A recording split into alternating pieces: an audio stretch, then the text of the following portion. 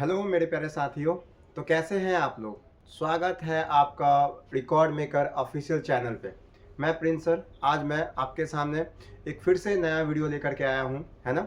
आज जो वीडियो होगा, वीडियो नंबर होगा 20, ठीक। और 20 नंबर वीडियो में हम 19 तक जो वीडियो सीख चुके हैं उससे कुछ नया सीखेंगे, ठीक।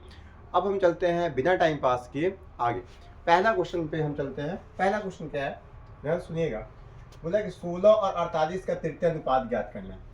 देखिए भाई, बहुत बार हम तृतीय अनुपात ज्ञात करने के लिए दे दिए, मध्य अनुपात ज्ञात करने के लिए दे दिए।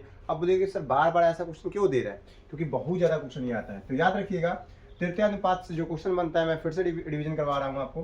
तृतीय अनुपात से जो क्वेश्चन आता है वो ये आता है, ए और बी का, ध्यान सुनेगा, इस टाइप से क्वेश्चन क्या क्या आता है। ए और बी का मध्य अनुपात आता है। क्या आता है जी? मध्य अनुपात ज्ञात करें। किसका? ए और बी का मध्य अनुपात ज्ञात करें। तो क्या करते हैं, केवल रूट ए बी निकाल देते हैं, ठीक है। अगर क्वेश्चन आपसे आया ए बी सी का तृतीय अनुपात ज्ञात करने के लिए बोल दिए, तृतीय अनुपात, तृतीय अनुपात, तृतीय अनुपात ज्ञात करिए, ठीक है। तो सॉरी और ए बी सी का नहीं, ए बी का देता है, ठीक है। इस बात को ध्यान रखिएगा। बोलेगा कि ए बी का तृतीय अनुपात ज्ञात करें, तो इस बात को ध्यान रखिएगा, बी स्क्वायर बाई ए हो जाता है, ठीक है। अगर हमसे बोलेगा कि ए बी सी का चतुर्थ अनुपात ज्ञात करें, क्या? चतुर्थ अनुपात ज्ञात करें, तो हम क्या कर लेते हैं, बी सी बाई ए कर लेते हैं। इस बात को ध्यान रखिएगा कभी भी, ठीक है। तो याद रखिएगा कि मध्य अनुपात में हमेशा दो ही चीज देता है, तृतीय अनुपात में हमेशा दो ही चीज देता है, और चतुर्थ अनुपात में हमारे पास 3 डेटा देता है। इस बात को ध्यान रखना है, ठीक। हमसे क्या पूछा है कि तृतीय अनुपात ज्ञात करें, तो हम ए इसको मान लेते हैं, बी इसको मान लेते हैं, तो बी स्क्वायर बाई ए, अर्थात 48 गुना 48 और बट्टा में करेंगे ए यानी कि 16, 16 48 और 48 तेई हो जाता है 144, ठीक। तो मेरा जो आंसर आ जाएगा, आंसर नंबर डी। कोई दिक्कत तो नहीं है आपको? हाँ, आंसर नंबर डी यानी कि 144। अब ये बात को जो मैं समझाया वो देखिए, इसको प्लीज आप भूलिएगा नहीं, इसे एकदम लिख करके रखिएगा, और ये इंपॉर्टेंट चीजें हैं, ठीक। नेक्स्ट चलते हैं।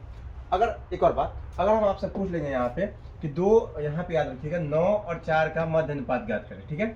9 और 4 का मध्य अनुपात करें तो क्या करते हैं, 9 गुने 4 36 का रूट निकालते तो आपका आंसर आ जाता है 6, ठीक है।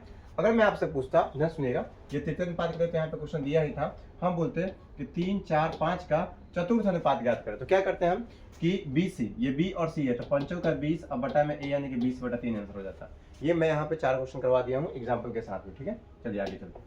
नेक्स्ट है क्वेश्चन नंबर आपका 2 है, यदि समान ब्याज दर पर 2 वर्ष में साधारण ब्याज 42 रुपए और चक्रवृद्धि ब्याज 51 रुपया हो जाता है, तो मूलधन ज्ञात करें। देखिए जी, जो 2 साल का सीआई का जो दो साल का जो सीआई का स्ट्रक्चर होता है वो इस तरीके से होता है कि यहाँ पे होता है प्रिंसिपल, ठीक। ये एसआई 1 होता है, यहाँ पे भी एसआई होता है, ठीक है। ये पहला साल वाला ये ब्रांच बनता है, और इधर ये दूसरा साल वाला बनता है, ठीक है। और यहाँ पे आ जाता है एसआई और सीआई का अंतर, यहाँ पे एसआई और सीआई का अंतर होता है, बात समझिएगा, ठीक है। यहाँ पे एसआई और सीआई का अंतर होता है, ठीक। लेकिन क्या सर इस तरीके से क्यों आप बता रहे हैं, इस बात को ध्यान रखिएगा। तो मैं इसको ऐसे ना करके मैं इसको ऐसे भी कह सकता हूँ कि अगर यहाँ पे प्रिंसिपल होगा P, तो यहाँ पे अगर A आएगा तो यहाँ पे भी A आएगा, और यहाँ पे B आ जाएगा, ठीक। अगर हम इस पूरा को देखेंगे तो ये पूरा कहलाता है 2 साल का CI, ये पूरा कहलाता है 2 साल का CI, यही है स्ट्रक्चर, ठीक। अगर ये इसका R% है तो हम जानते हैं कि इसका ये R% होगा, कोई दिक्कत तो नहीं। तो हम जानते हैं सर कि P का R% अगर A होगा तो A का R% B होता है, ठीक है। इसी कंसेप्ट पे ये क्वेश्चन बनता है, इस बात को ध्यान रखिएगा। ये कब लगाना है, ये बात को समझ लीजिए पहले। ये तब लगाना है आपको जब आपको टाइम दिया रहा है, ठीक है, और साधारण ब्याज दिया रहा है और चक्रवृद्धि ब्याज दिया रहा है, ठीक है। तो डायरेक्ट हम लगा सकते हैं। तो ये बोला है साधारण ब्याज 42 है जी, तो 42 है तो क्या कह सकते हैं, साधारण ब्याज 42 है तो 2 साल में देखिए साधारण ब्याज कितना होता है, 2 होता है। तो हम कह सकते हैं कि 21 और 21, क्यों? क्योंकि हमेशा साधारण ब्याज समान होता है। साधारण मतलब क्या? साधारण व्यक्ति, आपकी तो एकदम साधारण, मेरी तो एकदम साधारण, मतलब अभी 21 है तो बाद में 21 होगा, है ना। चक्रवृद्धि ब्याज वो होगा जो थोड़ा सा उदंड टाइप का होगा, देखिएगा ध्यान से। तो मेरा ये कहना है कि प्रिंसिपल पे रुपया होगा, ठीक है, और यहाँ से साधारण ब्याज हम लेंगे तो 21 रुपये यहाँ ले लिए पहला साल में, दूसरा साल में भी 21 रुपये ले लिए। अब हमें चल गया सर 21 42 रुपये ले लिए। अब हमें पता है कि टोटल कितना रुपये लेना है, 51 रुपया। चक्रवृद्धि ब्याज बोला ना जी, चक्रवृद्धि ब्याज 51 होता है, और चक्रवृद्धि ब्याज होता है क्या, ये पूरा होता है। तो 21 42 हो गया, 21 42 हो गया, तो यहाँ पे कितना हो जाएगा जी, 42 और 9 जोड़ेंगे तो 51 हो जाएगा। कितना हो जाएगा, 9, यानी कि ये 9 हो जाएगा चक्रवृद्धि ब्याज। ये बात समझ में आ रहा है आपको, ठीक। देखिए, अगर आपसे, खैर एक्स्ट्रा क्वेश्चन मैं बाद में बताता हूँ, पहले समझा देता हूँ। हमें पता है कि सर P का ये कितना प्रतिशत है, ये मुझे नहीं पता है। सर ये इसका कितना प्रतिशत नहीं पता है, लेकिन हम इतना तो कह सकते हैं कि ये 9/21 गुना है, कोई दिक्कत? ये 9/21 गुना है। अगर हम काटेंगे तो 3/7 गुना है, कोई दिक्कत? इसका 3/7 ये हो गया, तो हम कह सकते हैं कि इसका भी P का 3/7 कितना हो जाएगा? 21 हो जाएगा। तो देखिए P का 3/7 जब 21 दिया रहता है तो 3 से काट रहे तो 7 बार में, यानी कि P का मान कितना आ जाएगा? 49। बात समझिएगा। तो अगर आपसे क्वेश्चन पूछेगा कि मूलधन ज्ञात करें, प्रिंसिपल ज्ञात करें, तो आप आंसर बता देंगे 49। भाई समझ में आ रही है बात? आपको बहुत बेहतर ढंग से आ रही है, बिल्कुल आ रही होगी, है ना, क्योंकि एकदम बेसिक से बता रहा है। दूसरी चीज कि अगर आपसे इसी क्वेश्चन में पूछता कि बताइए कि चक्रवृद्धि ब्याज और साधारण ब्याज का अंतर कितना होगा 2 सालों का, तो हम बता देते 9। ठीक है, ये 9 हम डायरेक्ट यहीं से कर लेते कि ऐसा यहाँ पे 2 साल का है और 2 साल का सी यहाँ पे है, तो 51 में से 42 घटाते तो आ जाता 9। ये कंसेप्ट क्लियर करते जाइएगा। ठीक है, अगर आपसे पूछेगा कि 1 साल का साधारण ब्याज कितना होगा, तो 42, ये 2 साल का था तो 2 से भाग कर लेते तो 1 साल का साधारण ब्याज 21 हो जाता, जो कि यहाँ पे भी दिखाया गया। अगर हमसे क्वेश्चन पूछता कि केवल दूसरे साल का कितना ब्याज मिला था, यही सब चीजों में, ठीक है, तो ये कितना हो जाएगा जी? 21 और 9 23 रुपया। देखिए ये एक्स्ट्रा बातें हैं, मैं ये बात आपको बताता हूँ, है ना। आप एक क्वेश्चन पे खुश मत हो जाइए कि सर यही वाला है, ठीक है, यही मैं आप मेरे से पढ़ रहे हैं तो बस आपको एक्स्ट्रा चीज यही मिलती है, बाकी डिटेल्स एक क्वेश्चन करवाते हैं निकल जाते हैं, है ना। तो प्लीज आप इस बात को समझिए कि आप एक क्वेश्चन नहीं करते हैं, मेरे साथ 5 क्वेश्चन 10 क्वेश्चन करते रहते हैं, 7 क्वेश्चन 8 क्वेश्चन। मैं आगे चलूँ? आगे चलता हूँ, ठीक है। नेक्स्ट आगे चलूंगा तो देखिएगा, बोला है कि वह सबसे बड़ी 4 अंकों की संख्या ज्ञात कीजिए जो 15, 25, 40 और 75 से पूर्णतः विभाजित है। देखिए ऐसा क्वेश्चन जब भी है कि वह 4 अंकों की सबसे बड़ी संख्या ज्ञात कीजिए जो A, B, C, D, यहाँ पे देखिएगा कभी 4 अंक बोलेगा, ठीक है, कभी 3 अंक बोलेगा, ठीक है, कभी 2 अंक बोलेगा, ठीक है। तो इस बात को समझिएगा, 2 अंक तो नहीं बोलेगा इसके लिए, हाँ ठीक है, ABCD 2 अंक भी बोल सकते हैं, कोई दिक्कत नहीं, छोटा छोटा डेटा दे करके। तो इस बात को समझिए, 4 अंक बोले, 2 अंक बोले, 3 अंक बोले, 5 अंक बोले, इससे प्रभाव नहीं पड़ता है। आपको करना क्या होता है, इन सभी का एलसीएम निकालता है, ठीक है, एलसीएम निकालता है, और एलसीएम निकाल करके अगर छोटी से छोटी बोले तो वहां तक जाना होता है, अगर बड़ी से बड़ी बोले तो वहां तक जाना होता है। अब कहाँ तक क्या जाना होता है ये बात आपको समझ में नहीं आया होगा, तो मैं इसको समझाता हूँ आपको क्वेश्चन के थ्रू।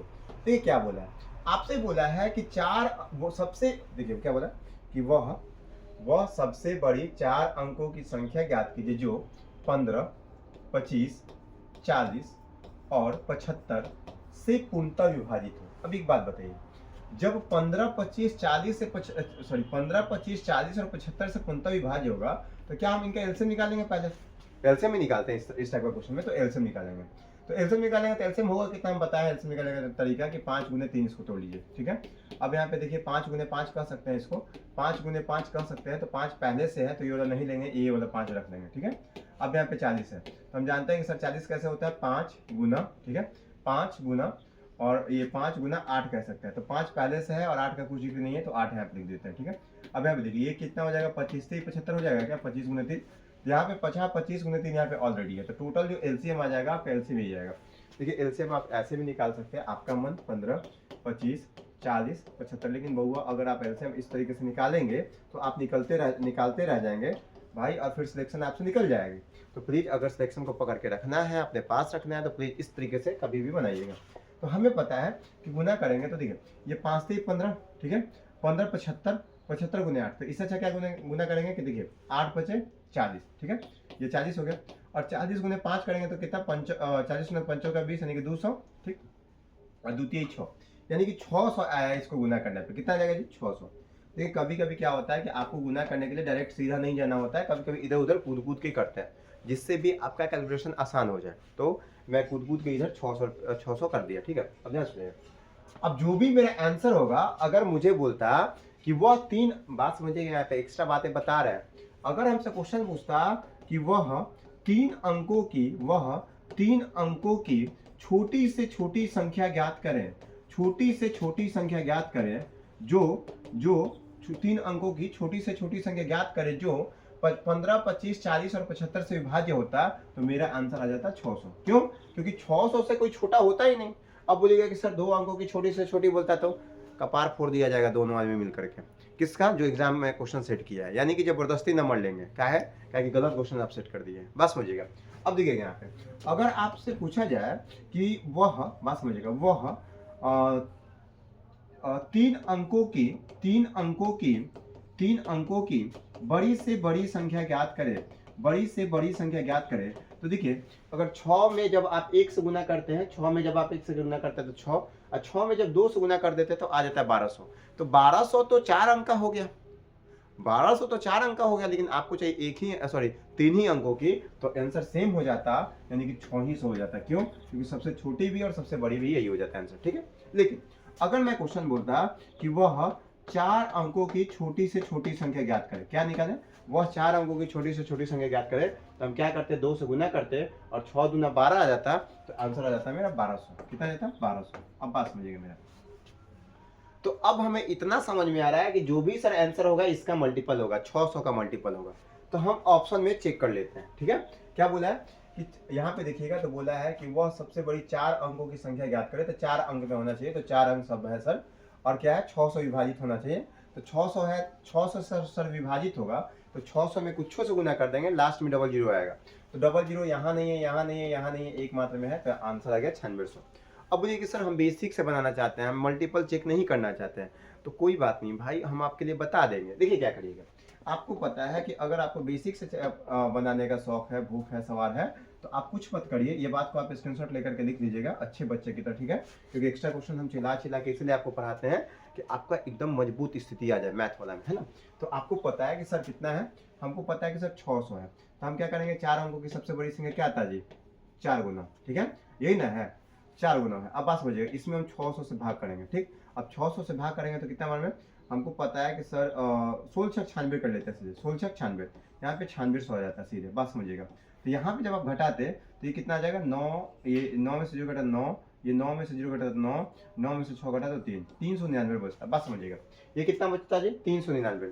तो हम क्या करते हैं कि ये 4 अंकों की सबसे बड़ी संख्या में ये जो मेरे पास शेष बच गया, इसको घटा देंगे, तो क्या ये 600 से विभाजित होगा कि नहीं? क्यों? क्योंकि ये शेष बच रहा है, ये ज्यादा हो जा रहा है, तो इससे कटवाने के लिए हम इसमें से इसको घटा देंगे तो कट जाएगा पूरा। तो हम क्या करेंगे, 1 2 3 4 में से 3 9 9 घटा देंगे, आंसर आ जाएगा 9600। ये हो गया बेसिक, कोई दिक्कत तो नहीं है आपको। ये बहुत छोटा छोटा बात हम समझाए हैं, बहुत अच्छे से बताया है ना। क्वेश्चन नंबर 3 तक आपको समझ में आ गया होगा। मैं आगे बढ़ूँ पक्का? हाँ चलिए आगे बढ़ते हैं। एक और बात ध्यान रखिएगा कि कभी भी जो एलसीएम होता है वो दिए गए संख्याओं से विभाज्य होता है, इस बात को ध्यान रखना होता है हमेशा, ठीक। नेक्स्ट आगे बढ़ते हैं। अब यहाँ पे आइएगा तो लिखा है कि गोपाल, अक्षय और अतुल का औसत वजन 46 किलो है, बस समझिएगा। गोपाल, अक्षय, AK से अक्षय, ठीक है, और AT से अतुल, ठीक है ना। अतुल क्या क्या बोला है, औसत वजन 46 किलो है। देखिए औसत हम जानते हैं कि औसत एक आदमी पे आता है और 3 सर आदमी पार्टिसिपेट किया है, तो 46 गुने 3 करेंगे टोटल के लिए, तो 46 गुने 3 हो जाएगा। अब 46 गुने 3 करेंगे तो कितना हो जाएगा, देखिए 4 12, फिर देखिए 6 18 के 8 हासिल 1 और 4 12 1 13 और 6 18 के 8 हासिल 1 4 12 1 13, 138 हो जाएगा सर, ठीक है। इन तीनों का उम्रों का योग जो हो जाएगा 138 हो जाएगा, हम लिख देते हैं 138। कोई दिक्कत तो नहीं, कोई दुख दर्द परेशानी? हाँ चलिए नहीं है, चलिए आगे चलते हैं। जब हम चलेंगे तो बोला कि यदि गोपाल और अक्षय का औसत उम्र, देखिए गोपाल और अक्षय का औसत उम्र कितना साल दिया जी? 40 वर्ष। अब एक आदमी का 40 साल दे दिया, हमेशा बोलता है कि औसत जो देता है एक आदमी पे देता है, तो 2 आदमी यहाँ पे है तो दोनों का उम्र का योग कितना हो जाएगा? 80 साल। अब बोला है कि अक्षय और अतुल, AT से अतुल, ठीक है, इनका जो औसत वजन है वो 45 साल है, एक आदमी का 45 साल है, तो दोनों का कितना हो जाएगा? 90 साल। कितना हो जाएगा? 90 साल। इस बात को ध्यान रखिएगा, तो हो जाएगा 90 साल। अब देखिए आगे क्या कह रहा है, बोल रहा है तो अक्षय का वजन कितना है। एक बात याद रखिएगा, कभी भी इसमें सबसे ज्यादा जो क्वेश्चन बनता है जो दोनों में पार्टिसिपेट करता है, ये देखिए यहाँ पे भी अक्षय आया है और यहाँ पे भी अक्षय आया है, जो दोनों में पार्टिसिपेट करता है उसी का पूछता है, लेकिन मैं सबका बताऊंगा आपको, उदास नहीं होना है। तो हमें पता है कि सर अक्षय का पूछा गया है, तो एक काम करता है सर, कोई बात नहीं, ये देखिएगा तो अक्षय का निकलता है कैसे, ये बात समझिए। ये दोनों को जोड़िए, हमको पता है तीनों दिएगा, ये तीनों देगा, एक बार इसको जोड़िएगा तो ये देखिए 2 बार अक्षय आ जाएगा, ये बात को समझिएगा। G प्लस ये LHS को जोड़ते हैं, अक्षय अक्षय जोड़ेंगे तो 2 अक्षय, ठीक है, यानी कि ऐसे कर देते हैं ना। देखिए आप अगर जोड़ेंगे, अगर हम LHS को जोड़ेंगे तो G प्लस AK, ठीक है, प्लस AK प्लस AT, बात समझिएगा। अब देखिए ये AK 2 है तो हम AT पहले लिख देते हैं और AK को उधर लिख देते हैं, AT को पहले लिख देते हैं, ठीक है, और AK को इधर लिख देते हैं। अब RHS को जोड़ेंगे तो 9 9 और 8 17, 9 और 17 170। और हमें पता है कि G plus AK plus AT का मान कितना है 138, इसका मान 138 है। तो इसका मान कितना आ जाएगा, इसको ले जाकर उधर घटाइएगा तो इसका मान आ जाएगा 38 2 40 और 40 और 30 कितना हो जाएगा 70, यानी कि सर 32 हो जाएगा बी का मान। बस समझिएगा AK का जो सॉरी बी आंसर होगा, जो AK यानी कि अक्षय का जो क्या है उम्र बोला है ना, अक्षय और औसत वजन, कोई बात, अक्षय का जो वजन आया वो आया 32 साल। बात समझिएगा, लेकिन क्या केवल अक्षय का वजन पूछेगा सर हमसे? नहीं, अक्षय के अलावा बहुत सारे क्वेश्चन आपसे पूछे जा सकते हैं। अब क्या क्या पूछे जा सकते हैं ये बात को समझिए। हमें पता है कि सर अक्षय का उम्र आया 32 साल, ठीक है, लेकिन अगर हमसे पूछता है कि गोपाल का उम्र बताइए, हमको पता है कि अक्षय का उम्र 32 साल है और गोपाल और अक्षय दोनों मिलाकर के 80 साल है। तो 32 8 40 और 40, यानी कि यहाँ पे गोपाल का उम्र कितना हो जाएगा 48। क्यों? क्योंकि हमको पता है कि सर अक्षय का 32 है, 32 जाके इधर घटा देंगे तो गोपाल का आ जाएगा 48 साल। लेकिन अगर आपसे क्वेश्चन पूछे कि अतुल का उम्र बताइए भाई साहब, ओ भाई इधर है इधर है इधर है, चलिए गोपाल अतुल का उम्र बताइए, आपसे ऐसे पकड़ के जबरदस्ती पूछा जा रहा है तो कोई बात नहीं, बता देंगे, मजबूरी है बताना तो बताएंगे। अब हम क्या करेंगे कि अतुल का उम्र जो बताएंगे, बात समझिएगा, हमें पता है कि सर अक्षय का उम्र 32 साल है, 32 8 करेंगे तो कितना हो जाएगा 32 और 8 40 और 50 90, यानी कि अतुल का उम्र हो जाएगा सर 58 साल। अब बात समझिए, क्वेश्चन यही खत्म नहीं होता, अभी तो क्वेश्चन स्टार्ट हुआ है। क्या अब क्वेश्चन अभी स्टार्ट हुआ है तो हमसे क्वेश्चन और क्या पूछ सकता है? हमसे क्वेश्चन जो एक्स्ट्रा बन सकता है वो ये बन सकता है, बात समझिएगा, ये एक्स्ट्रा क्वेश्चन करवा रहा है, ये पहला एक्स्ट्रा है, ये दूसरा एक्स्ट्रा है, बात समझिएगा, यहाँ पे था ये दूसरा एक्स्ट्रा है, ठीक है, और ये तो क्वेश्चन था ही, ठीक। तीसरा जो एक्स्ट्रा क्वेश्चन पूछ सकता है, ये पूछ सकता है कि अक्षय का जो था, अक्षय का अतुल का है ना, अक्षय का अतुल का और गोपाल का उम्र का अनुपात बताएं, इनका आपस में रेशियो चेंज करके पूछ सकता है, ठीक है। चौथा ये पूछ सकता है कि इनका आपस में अंतर बताइए। अंतर मतलब क्या? कभी अक्षय का अतुल से पूछ देगा, या कभी अतुल का गोपाल से पूछ देगा, या गोपाल का अक्षय से पूछ देगा, इस तरीके से।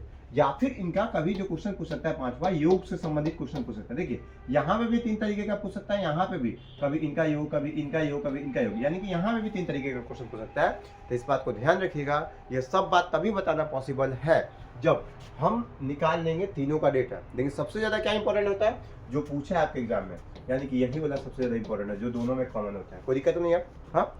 लेकिन प्लीज आप इस प्रोसेस से मत निकालिएगा, आप हमेशा क्या करिएगा, बात समझिएगा, ये देखिए अक्षय और अतुल जो है इसको लिख करके ये जोड़िए, 9 8 17 170, आप सीधे घटाइएगा, ये बीच वाला का ही आता है, ऐसे करिएगा, ठीक।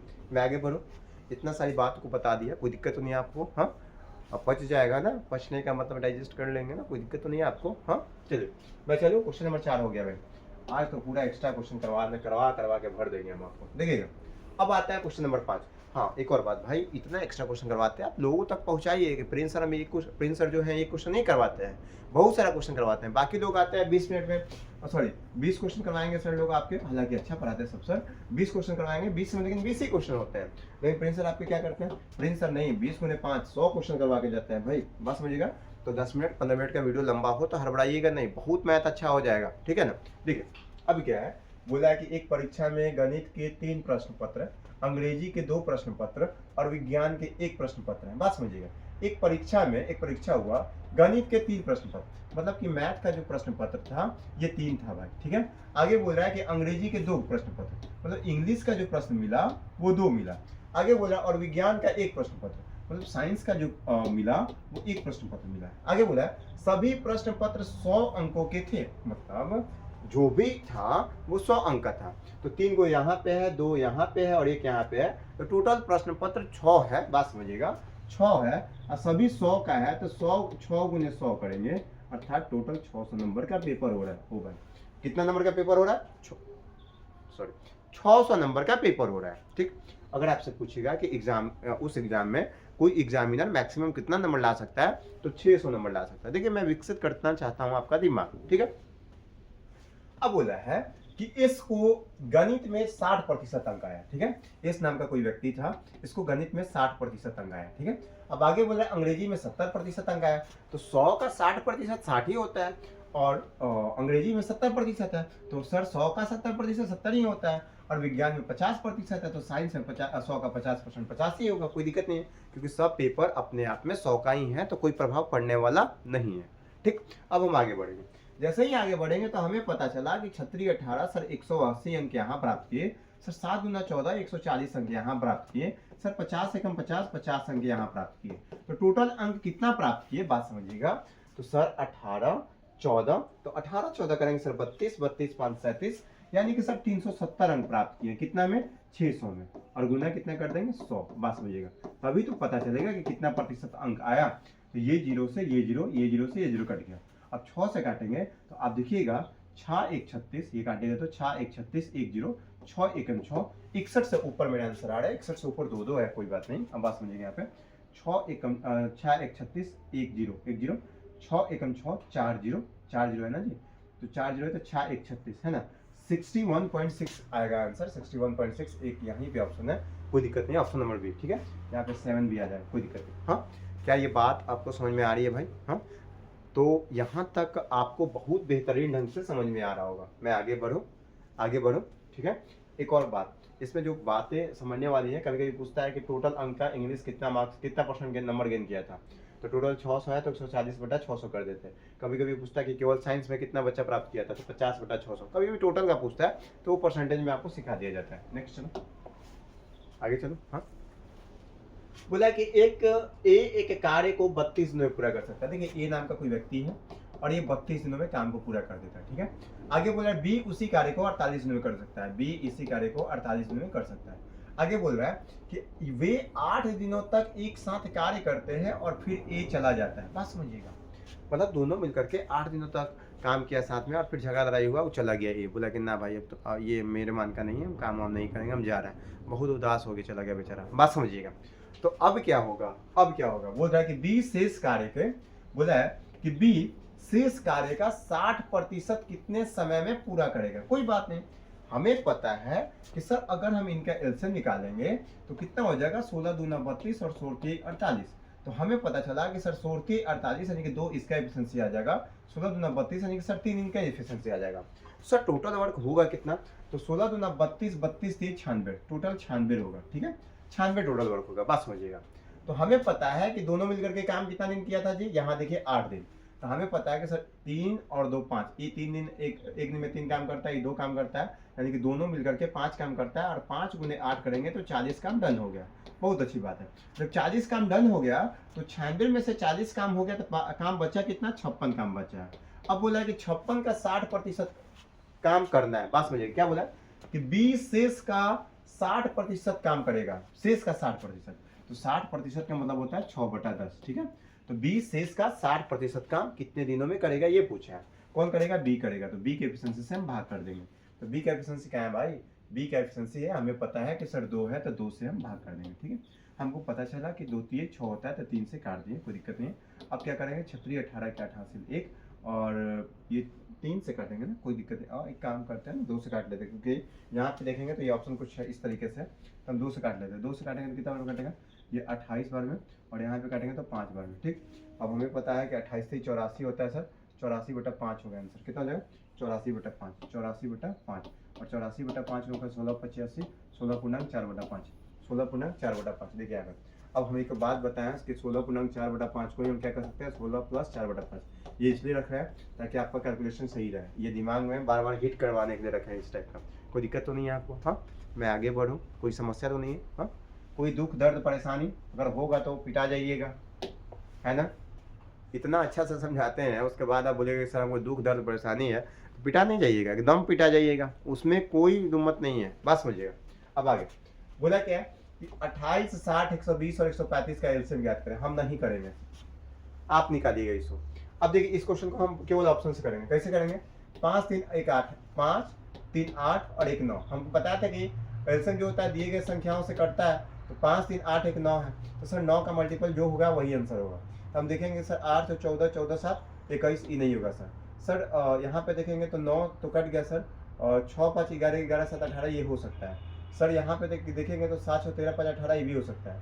सर यहाँ पे देखेंगे तो 7 6 13 13 6 19 19 2 21 ये भी नहीं होगा। अब बात समझिएगा, हमको पता है कि लास्ट में 5 है तो 5 से कटने वाला भी लास्ट में होना चाहिए, तो ये तो नहीं होगा, अर्थात मेरा आंसर बॉम्बे हो जाएगा, ठीक। या फिर 0 है तो लास्ट में 0 जरूर होगा, तो आंसर मेरा बॉम्बे होगा।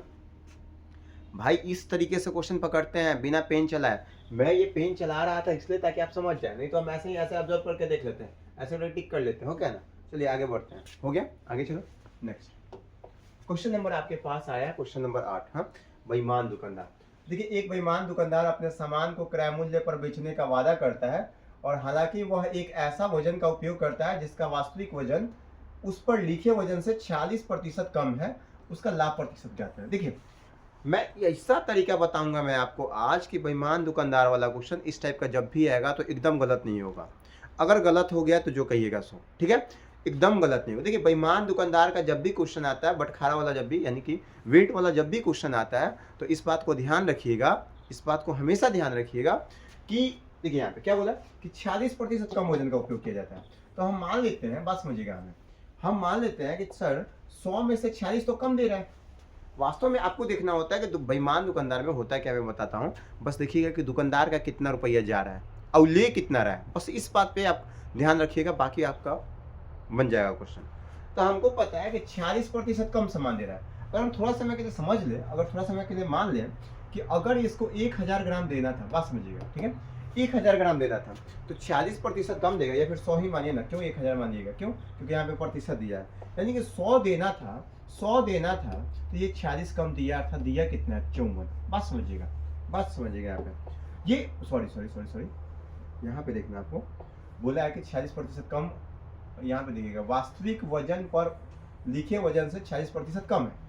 तो हमको देखना होता है कि टोटल अगर 100 होगा, तो 100 में से 40 कम दे दिया, यानी कि इसका जो पैसा जाता होगा दुकानदार का 54 का ही जाता होगा। बात समझिएगा, मतलब ये 54 का ही पैसा देता होगा। अब समझिएगा बात को, अब 54 का पैसा इसका लगता होगा दुकानदार को, लिया कितना, 100 रुपये उससे ले लिया, ठीक है, बेईमानी करके, तो इसको फायदा कितना का हुआ, 46 का फायदा हो गया, कितना पे, 54 पे, गुना कितना, 100, यही आ जाएगा प्रॉफिट प्रतिशत, यही क्या आ जाएगा, प्रॉफिट प्रतिशत। आंसर नंबर सी आ जाएगा। आप जब इसको कैलकुलेट करिएगा तो 85.5/27 आ जाएगा। कोई दिक्कत तो नहीं आपको, हाँ, कोई दिक्कत तो नहीं, कोई दुख दर्द परेशानी, हाँ, कोई दुख दर्द परेशानी नहीं ना। अगर एक और बात, हम एक और क्वेश्चन यहाँ पे करवाते हैं, एक्स्ट्रा क्वेश्चन एक और करवा देते हैं। भाई देखिए, ऐसा नहीं है, मैं यहाँ पे जो आता हूँ सिखाने आता हूँ, ना कि क्वेश्चन करवा के निकल जाना, ऐसा मेरा कभी मकसद नहीं है। अगर मैं बोलूँ कि कोई दुकानदार है 1000 ग्राम की जगह 800 ग्राम देता है, तो उसको कितना प्रतिशत का प्रॉफिट हो रहा है, बात समझिएगा। तो वो 800 ग्राम देता है, तो दुकानदार दिया कितना, उसका गया कितना, 800 ग्राम गया, बात समझिएगा। लेकिन तो पैसा थोड़ी बोलेगा कि आइए भाई साहब हम 800 ग्राम दिए तो 800, अगर इतना ईमानदार आता तो वो 1000 देता। तो 800 ग्राम का पैसा दिया है और 1000 लिया है, तो कितना का फायदा, 200 का फायदा, कितना पे, 800 पे, जब काटिएगा तो यानी कि 1/4 अर्थात 25% का प्रॉफिट हो जाता है। क्या ये बातें आपको समझ में आ रही है?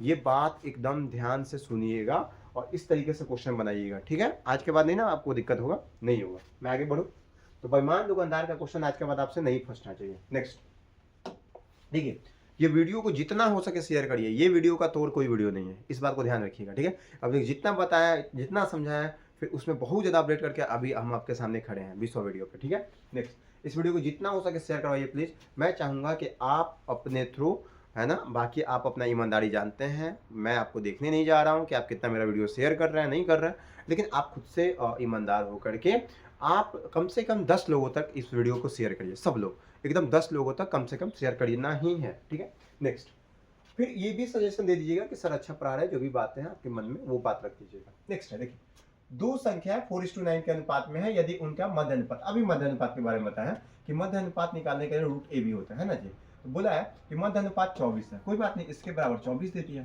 अब आगे बोल रहा है तो दोनों संख्याओं के बीच का धनात्मक अंतर ज्ञात करिए। अब देखिए जी, हमें पता है कि सर ये जब करेंगे 4 और 9 है, 4 और 9 है, तो हम कह सकते हैं कि सर रेशियो में तो 4 और 9, 4 के साथ 4x चिपका देते हैं और 9 के साथ 9x चिपका देते हैं। जब हम करेंगे तो सर 4 9 36, 36x² हो जाएगा, ठीक है।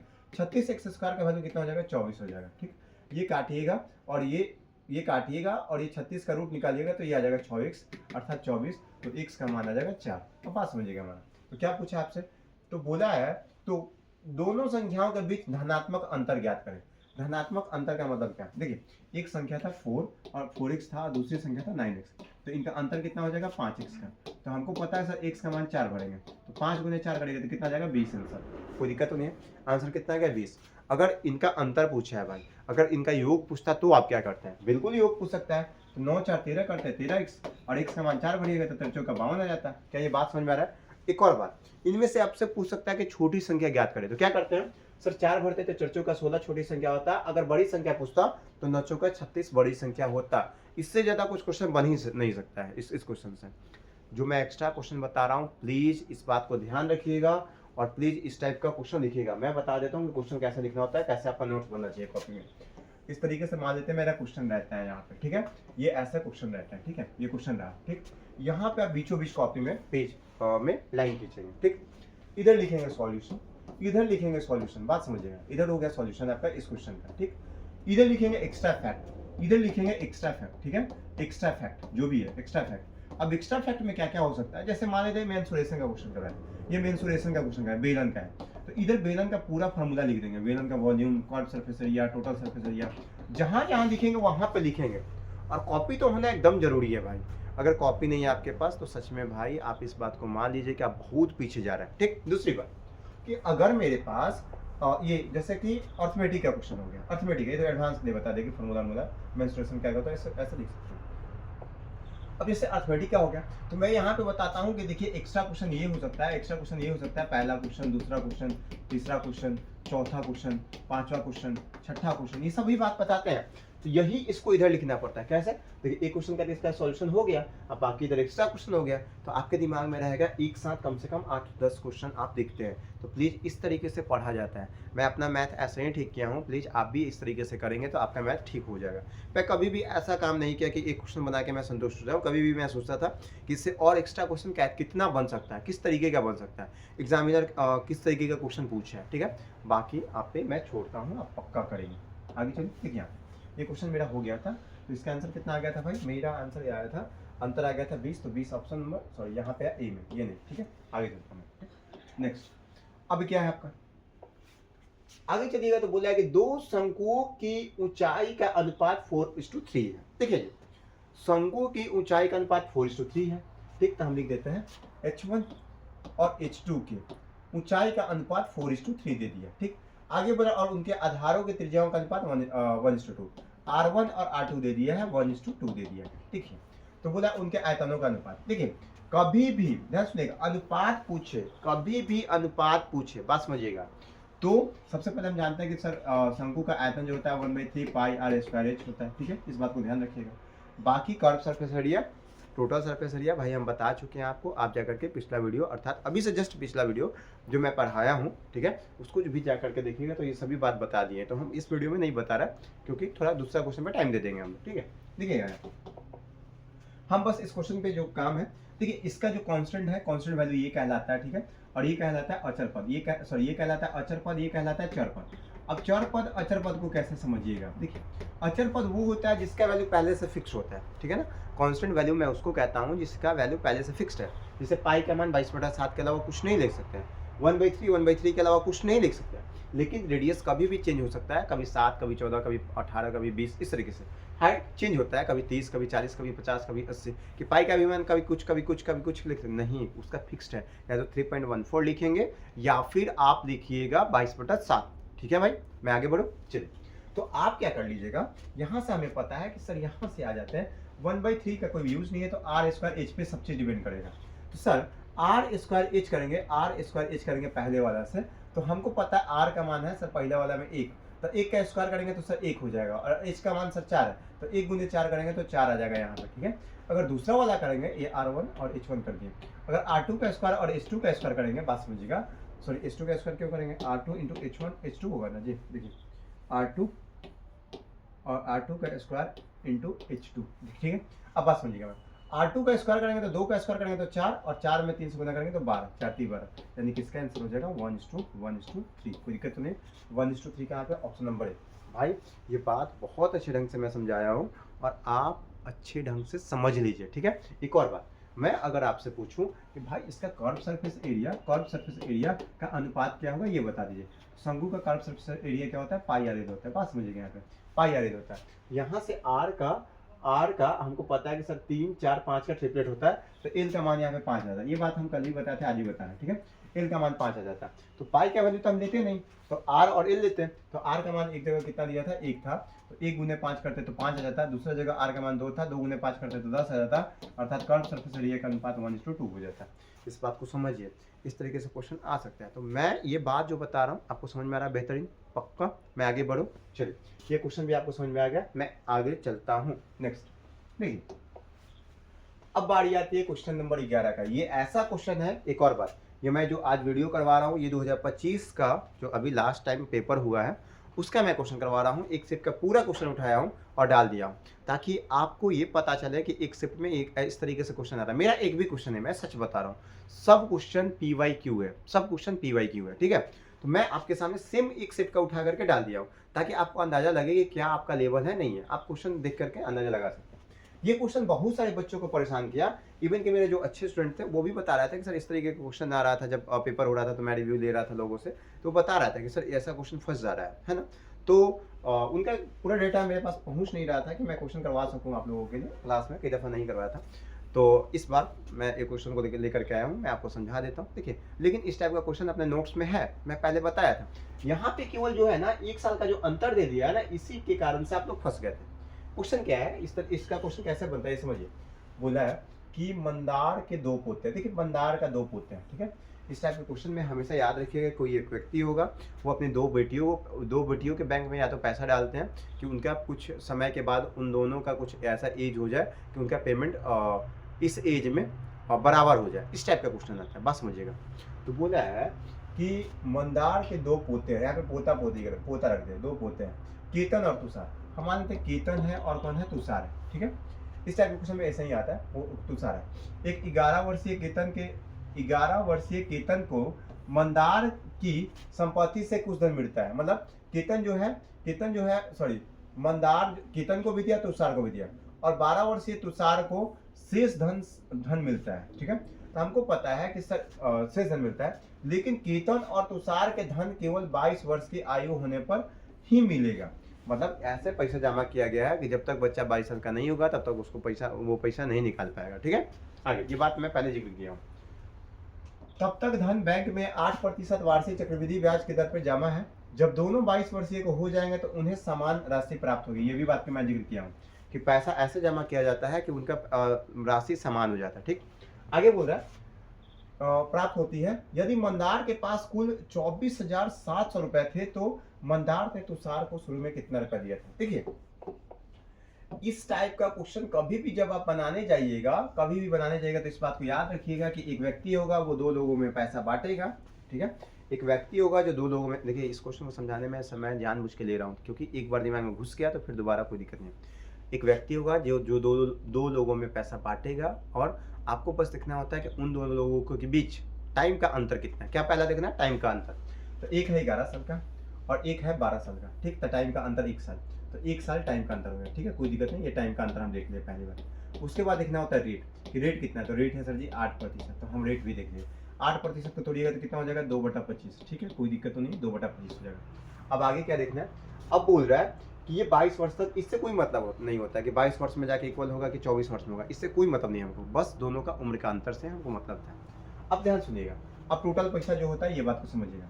हम तोड़ेंगे तो एक आदमी को मिलेगा 25 रुपया, ध्यान सुनिएगा, और एक आदमी को मिलेगा 27 रुपया। यानी कि जो भी रेट तोड़िएगा, इस बात को ध्यान रखिएगा, जो रेट आएगा उसमें ऊपर वाला में जोड़ दीजिएगा, तो नीचे वाला एक आदमी को मिलता है और जो जोड़ने के बाद होता है वो दूसरा आदमी को मिल जाता है, ठीक है। यानी कि एक आदमी को मिलेगा 25 रुपया तो दूसरा को मिलेगा 27 रुपया। ये तोड़ने पे पता चलेगा रेट से, ठीक है। एक बात याद रखिएगा, ये जो होगा, ध्यान सुनिएगा, 11 वर्षीय केतन है, ठीक है। तो ये केतन होगा पहले, और यहाँ पे होगा फिर, यहाँ पे क्या है, तुषार, 12 वर्षीय तुषार है, तो तुषार के यहाँ पे डाल दिए। एक और बात, बहुत सारे बच्चों को कंफ्यूजन ये होता है कि सर बड़ा वाला को ज़्यादा पैसा मिलता है या छोटा वाला को ज़्यादा। तो कभी बात ध्यान रखिएगा, आप हैं और आपके भाई हैं, भाई आपके बड़े हैं, ठीक है, मान लेते हैं कि भाई आपके बड़े हैं और दोनों का उम्र समान है, बस समझिएगा। यहाँ पे मान लेते हैं कि आपके भाई का उम्र 12 साल का है और आपका उम्र 11 साल का है, और यहाँ पे 22 साल तक पुराना है। तो आपके पास कम टाइम है ना, इनके पास ज़्यादा टाइम है ना, और दोनों का पैसा सेम पुराना था, किसको ज़्यादा पैसा डालेगा, ज़्यादा पैसा इसमें डालिएगा। इस बात को ध्यान रखिएगा, कहीं पे नोट करके लिख दीजिएगा कि बड़ा वाला को ज़्यादा पैसा मिलता है, छोटा वाला को कम पैसा मिलता है, ठीक है। इस बात को ध्यान रखिएगा। अभी पैसा बांटे नहीं है, अभी बस समझा रहा है। अब क्या टाइम है, तो टाइम का जो पावर है 1 है, तो यहाँ पे पावर 1 करेंगे तो कोई प्रभाव नहीं करेगा, तो 25 से 27 ही होता है। अगर यहाँ पे टाइम का अंतर 2 होता है तो हम क्या करते हैं, 25 का स्क्वायर करते हैं और 27 का स्क्वायर करते हैं, ठीक है। लेकिन यहाँ 1 है तो 25 और 27, और इन दोनों का योग करेंगे तो 52 आ जाएगा। अब यही 52 का वैल्यू दे दिया था कितना, 24,700 जो भी है, 24,700, ठीक है। तो एक का वैल्यू जो आ जाएगा, एक का वैल्यू जो आ जाएगा ये आ जाता है 475। एक का वैल्यू कितना आ जाता है जी, 475। तो आपसे पूछा क्या है, मंदार ने तुषार को शुरू में कितने रुपए दिए हैं, ये 2475 है, ना कि कुछ और देख लीजिएगा, ठीक है। तो मंदार ने तुषार को, तो तुषार को कितना दिया जी, मंदार 475 से गुना कर लेते हैं, गुना करेंगे 27 से, ठीक है। तो जो भी आंसर होगा, ध्यान सुनिएगा, कुछ नहीं, हमको पता है कि 27 से गुना करेंगे, जो भी आंसर होगा 9 का मल्टीपल होगा, ठीक है। एक काम करते हैं, इसको आप कैलकुलेट करिएगा ताकि आपका कैलकुलेशन अच्छा हो, ठीक है। ये मैं इसको मिटा देता हूँ, आप इसको कैलकुलेट कर लीजिएगा। ये ध्यान रखिएगा, ये टोटल धनराशि होती है, टोटल धनराशि 52 आया, 52 इसके बराबर होगा। अब एक का वैल्यू निकालिएगा पहले। अब एक का वैल्यू निकालने के बाद आपसे पूछेगा कि तुषार का बताइए, तो तुषार में गुना करके बता दीजिएगा। अगर पूछेगा कि केतन का बताइएगा तो केतन में गुना करके बताइएगा। अगर पूछेगा कि इनका अंतर बताइए तो अंतर कितना हो जाएगा 2 का, इसका वैल्यू बता दीजिएगा, कोई दिक्कत तो नहीं। इस तरीके से क्वेश्चन बनता है। लेकिन आपसे पूछा है कि किसका, तुषार का बताइए। तुषार में क्या, हमको पता है कि कुछ भी आएगा 27 से गुना करेंगे, 27 से गुना करेंगे यानी कि 9 का मल्टीपल होगा। ये क्वेश्चन बिना पेन चलाए हम बनाते हैं, सच बता रहा है। 9 का मल्टीपल होगा, 9 का मल्टीपल होगा तो हम क्या करेंगे जी, 9 का मल्टीपल ढूंढेंगे। हम देखेंगे कि 8, यहाँ पे देखिए 7 और 2 9, 5 3 8, ये वाला नहीं होगा, ठीक है। 8 1 9, 7 5 12 1 13, ये भी नहीं होगा, ठीक है। अब देखते हैं यहाँ पे 8 1 9, 5 2 7 और 2 9, ये हो सकता है। ये देखते हैं 5 2 7 7 2 9, ये भी नहीं होगा, ठीक है। अर्थात मेरा आंसर ए हो जाएगा। इस तरीके से क्वेश्चन बनता है भाई, एकदम जरूरी है, इसी तरीके से बनेगा क्वेश्चन, ठीक है। तो क्या ये बात आपको समझ में आ गया। मैं बिना पेन चलाए बनाता, कैसे बनाता बात समझिएगा। हम पढ़ते हैं कि मंदार और केतन है, बस इतना पढ़ते हैं। फिर देखते हैं कि उनका दोनों का टाइम का डिफरेंस कितना है, तो 1 है, ठीक। अब देखते हैं रेट कितना है, तो 8% है, यानी कि 25 से 27 करते हैं। अब फाइनली पूछा था कि तुषार का कितना होगा, तो तुषार जो भी होगा 25 से 27 यानी कि 27 यानी कि 9 का मल्टीपल, 9 का मल्टीपल आंसर ढूंढ के मार देते हैं। मैं आगे बढ़ूँ, इस क्वेश्चन पे जानबूझ के थोड़ा समय दिया ताकि आज के बाद आपका कंफ्यूजन खत्म हो जाए। मैं चलूँ आगे, चलिए नेक्स्ट। आगे जो है देखिए क्वेश्चन नंबर 12 है, बोला है कि एक आदमी कोलकाता से अब अहमदाबाद 9 किलोमीटर प्रति घंटा, ये बात मैं पिछले वीडियो में समझाया हूँ लास्ट में, इस बात को ध्यान रखिएगा। बोला है कि एक आदमी कोलकाता से, यहाँ कोलकाता है, ठीक है, कोलकाता से अहमदाबाद गया, ठीक है। अहमदाबाद 9 किलोमीटर प्रति घंटे की गति से गया है, 9 के स्पीड से गया, गति से जाता है, और उसी मार्ग से 18 किलोमीटर प्रति घंटा के गति से आ जाता है, उसी मार्ग से 18 की स्पीड से आ जाता है। तो बोल रहा है उसकी पूरी यात्रा का औसत गति ज्ञात करें। हम बताए थे कि जब फिक्स डिस्टेंस सेम डिस्टेंस को जाते हैं फिर उसी को आते हैं, तो फॉर्मूला होता है 2xy by x plus y, क्या, एवरेज स्पीड बराबर क्या होता है, एवरेज स्पीड बराबर ये फॉर्मूला होता है। हम क्या करेंगे, 2 गुने x का मान है 9 गुने y का मान है 18 बटा 18 9 27, 9 3 27 हो जाएगा, 3 6 18 हो जाएगा, 6 दूना 12 हो जाएगा। आंसर कितना हो जाएगा, 12 किलोमीटर प्रति घंटा, ऑप्शन नंबर डॉग। कोई दिक्कत तो नहीं है आपको। ये बात मैं कल भी बताया था, देखिए ये क्वेश्चन डायरेक्ट आ गया, ठीक। मैं आगे चलता हूँ। मजा आ रहा है आपको पढ़ने में, पक्का बहुत मजा आ रहा है ना, हाँ, आना भी चाहिए, क्योंकि मैं ऐसे ही पढ़ाता हूँ, आप ऐसे ही पढ़ते रहिए साथ में मेरे, ठीक है। एकदम जिस तरीके से मैं पढ़ा रहा हूँ आपको, ठीक है, उसी तरीके से आप अपना बस दम लगा दीजिए। ऐसा हो नहीं सकता है कि मैथ में हम लोग 100% स्कोर करके ना आए, एकदम आएंगे, एकदम आएंगे, इस बात की गारंटी है। बहुत सारे बच्चे करके आए हैं, आप भी करके आइएगा, एकदम मैं आपको संभावना दे रहा हूँ, ठीक है। चलिए आगे चलते हैं। क्वेश्चन नंबर जो है आपका बोला है 13। एक छात्र को एक किताब की खरीदने पर निम्नलिखित 4 प्रस्ताव मिल रहे हैं, 20%, 20% की 2 क्रमिक छूट, 25%, 15% की 2 क्रमिक छूट, 30%, 10% की 2 क्रमिक छूट, 5% और 35% की 2 क्रमिक छूट। कौन सी योजना छात्र के लिए सबसे अधिक होता है। मैं बताया था कभी भी योजना का जो होता है 2 तरीके से क्वेश्चन बनता है, योजना का 2 तरीके से क्वेश्चन बनता है। पहला कि दुकानदार के लिए कौन फायदेमंद होगा, दूसरा छात्र के लिए कौन सा फायदेमंद होगा, ठीक है। पहला क्या होता है, दुकानदार के लिए कौन सा फायदेमंद होगा, दुकानदार के लिए कौन सा फायदेमंद होगा, और दूसरा होता है कि छात्र के लिए कौन सा फायदेमंद होगा। ज्यादातर क्वेश्चन यही बनते हैं, बात समझिएगा। दुकानदार के लिए वो फायदा होगा जिसमें कम प्रतिशत होगा, कम छूट मिले, जिसमें कम छूट मिलेगा वो दुकानदार को मिलेगा ज्यादा फायदा, जिसमें ज्यादा छूट मिलेगा वो होगा फायदा छात्र को। कोई दिक्कत तो नहीं है, ये बात कोई भी चाहेगा छात्र की ज्यादा छूट मिले, ताकि 10 रुपये बचा करके खर्च किया जाएगा कहीं और पार्टी रेस्टोरेंट में, है ना। चलिए बात समझिएगा। तो ये क्या है, बोल रहा है कि 20% और 20% की 2 क्रमिक छूट। क्रमिक छूट निकालने का सबसे अच्छा तरीका है, अगर हम मान लेते हैं कि पहला छूट x% है, दूसरा y% है, तो x plus y minus x y by 100 होता है, ठीक है। अब यहीं पे हम पुट करके बता देते हैं, ठीक। हम बेसिक कैलकुलेशन करते हैं, मुंह से ही बोल के आपको कर देते हैं। देखिए यहाँ पे 20 है, तो ये अगर हम यहाँ पे चलो हम समझा देते हैं कि 20 + 20 करिएगा माइनस 20 × 20 करिएगा और बट्टा में 100 करिएगा, ठीक है, 0 से 0 कट गया, तो 20 20 40 में से ये 4 घटेगा तो 36 आ जाएगा, यानी कि यहाँ पे आ गया एकल छूट 36%। अब हम आगे बढ़ते हैं। जब हम आगे बढ़ेंगे तो फिर अगला जो बात है यहाँ पे बोला है कि 25% और 15% की जो दो छूट दिया गया है, तो 25 करेंगे प्लस 15 करेंगे माइनस 25 करेंगे बटा 15 करेंगे बटा में 100 करेंगे, ये 25 चौका 100 हो जाएगा, बस समझिएगा, ठीक है। तो यहाँ पे 25 और 15 करेंगे तो 25 और 15 कितना हो जाएगा जी, 40 हो जाएगा। और 40 में भी यहाँ पे 15/4 करेंगे, बस समझिएगा, यहाँ पे 40 बटा ये 15/4 करेंगे तो कितना होगा, 4×3 = 12, यानी कि 3 पूर्णांक 3/4 यानी कि 3.75 आ जाएगा यहाँ पे, ठीक है।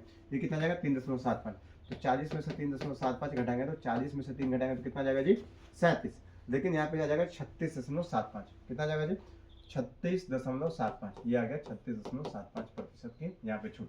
अब यहाँ पे आते हैं, ये बात हम समझा रहे हैं बार बार कि कैसे छूट प्रतिशत निकालते हैं, ठीक है ना, ये x + y से। लेकिन अगर मन कर रहा है कि नहीं सर हम रेशियो मेथड से निकालेंगे तो निकाल दीजिए। चलिए एक 30%, एक 10%, चलिए पहले उसी में बताते हैं। तो 30 + 10 माइनस 30 × 10 और बटा में 100 करिएगा, तो 0 से 0 कट गया। हमको पता है कि सर 30 और 10 40 में से 3 घटाएंगे तो यहाँ पे आ जाएगा 37% का छूट, ठीक है। आगे चलते हैं, आगे चलिएगा तो क्या हो जाएगा जी, आगे बोला है कि 5% तो 35%, तो 5% का मतलब क्या होता है, 5 + 35 माइनस 5 × 35 और बटा में 100, ठीक है, बात समझिएगा। 35 और 5 40 हो गया, ठीक।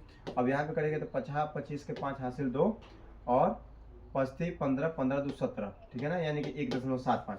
अब 40 में से 1 घटा गया तो 39, यानी कि आ जाएगा 38.25, बात समझिएगा, ये कितना जाएगा 38.25%, यानी कि ओवरऑल कहा जाए यही एक फायदेमंद वाला होगा, यानी कि चौथा का ऑप्शन नंबर डॉग में कोई दिक्कत नहीं। आगे समझ में, ये बात को समझिए कि इस तरीके से क्वेश्चन पूछता है तो छात्र के लिए कौन सा होगा आंसर ये, अगर आपसे दुकानदार के लिए पूछता है तो कौन सा हो जाता है 36, कोई दिक्कत तो नहीं है आपको, हाँ पक्का ये बातें आपको समझ में आ रही है। कभी कभी आपसे क्वेश्चन इस तरीके का दे देता है चार्ट डेटा और बोलता है कि सक्सेसिव आप इसको बढ़ते क्रम में बढ़ते क्रम में सजाए, घटते क्रम में सजाए। बढ़ते क्रम को अगर उसको एनसीईआरटी वाला शब्द डालना होगा तो बोलेगा कि आरोही क्रम में डाले, और घटते क्रम को एनसीईआरटी वाला शब्द डालने के लिए बोलेगा तो बोलेगा कि अवरोही क्रम में डालें, आरोही अवरोही, बात समझिएगा। ये बात मैं समझा चुका हूँ भिन्न के वीडियो में, मैं आपको डाल चुका हूँ भिन्न का वीडियो, कोई दिक्कत तो नहीं भाई। मैं आगे चलो, भूख के मतलब भौक के नहीं भाई, बात समझिएगा। बोल के हालत खराब है मेरा, लेकिन आप सुनने के लिए तैयार ही नहीं हो रहे हैं, तैयार होना चाहिए ना आपको। हंसी आ रही है यहाँ, पढ़ाते हालत खराब है, आप हंस रहे हैं भाई, बताइए समझ नहीं रहे टीचर का दुख। चलिए आगे मैं बढ़ू आगे। चलिए ये बोला है एकदम छोटा सा बात है सिंप्लीफिकेशन का। सिंप्लीफिकेशन में सबसे पहली बात मैं बार बार बोलता हूँ, हर एक साल की भांति इस साल भी बोर्ड मार्क्स में क्या कह रहा है भाई, बोर्ड मार्क्स में बोल रहा है बी फॉर ब्रैकेट 3 तरीके का होता है, छोटा वाला, कर्ली वाला, मतलब मझला वाला, ये बड़ा वाला। अब क्या था, ऑफ का मतलब क्या होता है, का मतलब गुना होता है, D for divide, M for multiply, A for addition, S for subtraction. Admission नहीं एडिशन एडमिशन, बात समझिएगा। A for addition, S for subtraction. अब इस तरीके से मतलब पहले ब्रैकेट का काम करता है, फिर ऑफ का काम करता है, फिर डिवाइड का काम, फिर गुना का काम, फिर जोड़ का काम, फिर घटाव का काम, इस तरीके से काम चलती है, ठीक है। अब क्या है, हमें पता है कि सर अगर 48 में 8 से भाग करेंगे तो यहाँ पे आ जाएगा 6, सर 49 में 7 से भाग करेंगे तो यहाँ पे तो 7 आ जाएगा, ठीक है, यहाँ पे तो 7 आ जाएगा, कोई बात नहीं 7 कर लेते हैं, प्लस कर लेते हैं, यहाँ पे आ जाएगा 10, क्योंकि 40 में 4 से भाग करेंगे तो 10, और गुना 7 में से 3 घटेगा तो सर यहाँ पे 4 आ जाएगा, पहले इसका गुना करना होगा, बस समझिएगा। तो 10 चौका 40, 40 और 7 करेंगे तो 47, यहाँ पे देखिएगा गुना का कहीं है ना, तो गुना कर लेते हैं यहाँ पे, ठीक। और ये बड़ा वाला है, ठीक, ये इसको खत्म करते हैं, यहाँ पे ये बड़ा डाल देते हैं, ठीक है। अब बात समझिएगा, मैं 10 चौका 40 और 47, 47 को 6 करिएगा तो हमको पता है कि 42 आता है, लास्ट में 2 आएगा, 282 आंसर आ जाएगा। इकाई अंक का भी कभी कभी यूज किया करिए, डिजिटल सम का भी यूज किया कीजिए, है ना, तो ये बात को ध्यान में रख करके आप करेंगे। मैं अभी वीडियो में कई दफ़ा इकाई अंक, डिजिटल सम, इन सभी चीज़ों का जिक्र नहीं करता हूँ भाई, बस इसलिए नहीं करता हूँ कि मैं उसका वीडियो आपको प्रोवाइड नहीं करवाया हूँ। जिस दिन प्रोवाइड करवा देंगे उसके बाद इन सभी चीज़ों का जिक्र करने लगेंगे, ठीक है। बाकी ऑफलाइन वाले बच्चे इन सभी चीज़ों को जानते हैं, वो बहुत अच्छे ढंग से समझ रहे हैं। मैं ये मान के पढ़ाता हूँ कि अगर कोई बच्चा एक्स्ट्रा है, कोई नया है, जिसको साफ नहीं आता है, थोड़ा बहुत जानकारी नहीं है, तो मैं उसके लिए इन सभी चीज़ों को लेकर के बेसिक से चल रहा हूँ, ठीक है। आगे चलो, क्वेश्चन नंबर 15। क्वेश्चन नंबर 15 क्या कहना चाहता है भाई, समझिएगा। बोला है कि 210 मीटर और 140 मीटर लंबी दो ट्रेन क्रमशः 210 मीटर और 140 मीटर मतलब T1 की लंबाई दे दिया, पहले देखिए T1 दे दिया 210, T2 दे दिया, कितना दे दिया जी 140, मतलब दो ट्रेन की लंबाई, मतलब टोटल डिस्टेंस कितना दे दिया हमको पता है कि 140 और 210 जोड़ेंगे तो सर 300 2 1 3 और 350 हो जाएगा। ठीक है, आगे बोल रहा है कि एक 80 किलोमीटर प्रति घंटा, यानी T1 का स्पीड दिया था 80 और T2 का यहाँ पे डिस्टेंस डाल देता है सीधे। ठीक है, यहाँ पे स्पीड डाल देता है ताकि डिस्टेंस सीधे 350 यहाँ पे हो गया। ठीक है, यहाँ से हटा देते हैं इसको, नहीं तो बाद में ये गड़बड़ लगने लगेगा। ठीक है, देखिए अब बोला कि एक का स्पीड है 80 किलोमीटर प्रति घंटा, दूसरा का स्पीड जो है ये मीटर में है, बात समझिएगा। दूसरा का जो स्पीड है 150 किलोमीटर प्रति घंटा है, यहाँ पे प्लस 150 कर देते हैं तो 15 8 23 यानी कि 230 हो जाएगा। अब इसको किलोमीटर प्रति घंटा को मीटर प्रति सेकंड में बदलिएगा तो 5/18 से गुना करना पड़ता है। एक्स्ट्रा बात जो मैं बता रहा हूँ इसको लिख लीजिएगा, ये बातें बहुत ज़रूरी होती है ना, जैसे ज़रूरी है आपको रोज़ रोज़ बात करना कॉल पे, समझ गए। चलिए अब बात समझिएगा, ये बातें आदम जमाना की है, जब हम आपको बताए थे कि मीटर प्रति सेकंड को किलोमीटर प्रति घंटा में बदलने के लिए आपको गुना करना पड़ता है कितना से 18/5 से। ये बात बहुत पुराना है, जब आप 25 साल के थे उस समय बता रहे थे कि किलोमीटर प्रति घंटा से जब आप मीटर प्रति सेकंड में बदलते हैं तो गुना करते हैं 5/18 से, है ना। ये बात छोटी छोटी है लेकिन जानकारी वाली बात है, बहुत जानकारी वाली बात है ना, तो ये बात को ध्यान रखिएगा। अब देखिए जिससे जिधर जाते हैं मतलब मीटर प्रति सेकंड से किलोमीटर प्रति घंटा में जाते हैं तो बड़ा, ये छोटा से बड़ा की तरफ जा रहा है तो बड़ा ऊपर, और जब बड़ा से छोटा की तरफ जाता है तो छोटा ऊपर, जिसके तरफ जाएंगे वो ऊपर होगा आपसे, है ना, इस बात को ध्यान रखिएगा। अब ध्यान सुनिएगा, अब यहाँ पे हमको पता चल गया है सर कि ये मीटर प्रति सेकंड में, ये सेकंड में सॉरी ये मीटर प्रति सेकंड में मेरा स्पीड आ गया। अब हमको पता है क्या पूछा है, हमसे पूछा है कि पीछे से आ रही तेज वाली ट्रेन द्वारा दूसरी ट्रेन पूरी तरह से कब पार करेगी। लीजिए भाई, यहाँ हम जोड़ दिए, अब बोल रहा है कि पीछे से आ रही है, हमको क्या पता कि पीछे से आ रही थी, ये तो हम सोचे कि आगे से आ रही है, बात समझिएगा। तो पीछे से आ रही है तो ध्यान सुनिएगा, पीछे से आगे तो माइनस हो जाएगा, ठीक है, मतलब अंतर हो जाएगा इसका, तो इसका अंतर करेंगे तो 70 आ जाएगा ना जी, 70 का 5/18 करना पड़ेगा। अब ध्यान से सुनिएगा इस बातों को, कुछ बातें और भी एक्स्ट्रा, इसका स्क्रीनशॉट ले लीजिए, मैं यहाँ पे कुछ समझाने वाला हूँ एक्स्ट्रा बातें। देखिए इस बात को याद रखिएगा, कभी भी इस बात को कभी भी याद रखिएगा कि जब दो ट्रेनें, चलिए मैं बोल के लिखवा देता हूँ, जब दो ट्रेनें समान दिशा में जाती हैं तो उनका स्पीड घटता है, ये बात को लिख लीजिए। समान दिशा के मतलब ये भी इधर जा रहा है, ये भी इधर जा रहा है, ठीक है। अब क्या है कि जब दो ट्रेनें अपोजिट डायरेक्शन में जाती हैं, मतलब ये इधर जा रहा है, ये इधर जा रहा है, ठीक है, मतलब दोनों सम्मुख बोलेगा या अपोजिट डायरेक्शन बोलेगा तो उनका स्पीड जुड़ता है। लेकिन ट्रेन किधरों जाए, दो को ट्रेन मिल गया तो हमेशा डिस्टेंस जुड़ेगा, इस बात को ध्यान रखिएगा, डिस्टेंस हमेशा जुड़ता है। इस बात को लिख करके आप कहीं रख दीजिए कि डिस्टेंस हमेशा जुड़ता है, स्पीड में चेंज होता है और कुछ नहीं। ध्यान सुनिएगा, तो मैं बोल दिया यहाँ पे, आपसे पूछा है कि एक दूसरे को पार करने में कितना टाइम लगेगा, तो टाइम बराबर क्या होता है डिस्टेंस बटा स्पीड। अब हमें पता है डिस्टेंस है 380 और स्पीड कितना है जी 70, ठीक है, गुने 5 और बटा 18 है तो ऊपर 18 चिपका देते हैं, ठीक है। अब यहाँ पे देखिएगा, हम जब करेंगे तो ये 0 से 0 काट दिए, ठीक।